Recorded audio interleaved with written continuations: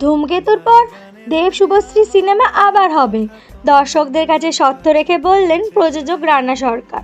চলতি বছরের 14ই আগস্ট অবশেষে মুক্তি পেতে চলেছে ধূমকেতু।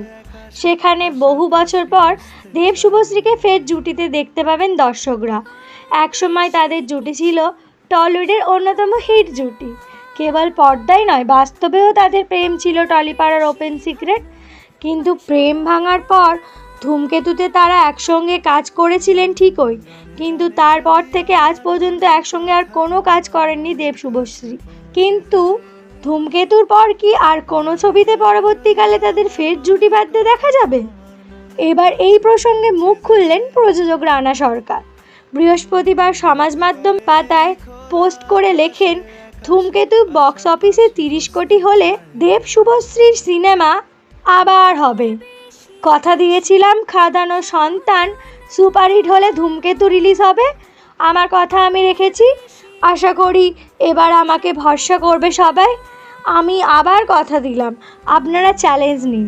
2015 অক্টোবর মাসে শুটিং শুরু হয়েছিল দেব শুভশ্রী ধূমকেতুয়ে। তারপরেই সেই ছবি মুক্তি পাওয়ার কথা ছিল, কিন্তু নানা জটিলতার আর তখন ছবি মুক্তি পায়নি। মাঝে কেটে গিয়েছে প্রায় 9টা বছর, তবে তাতে এই ছবি নিয়ে বাংলায় দর্শকের আগ্রহ বিন্দুমাত্র কমেনি। প্রসঙ্গগত ধূমকেতুতে প্রস্থেটিক মেকআপে বয়স্ক লোকে দেখা যাবে দেবকে। অভিনেতাকে বহুবার বলতে শোনা গিয়েছে তার কেরিয়ারের অন্যতম সেরা সিনেমা ধূমকেতু।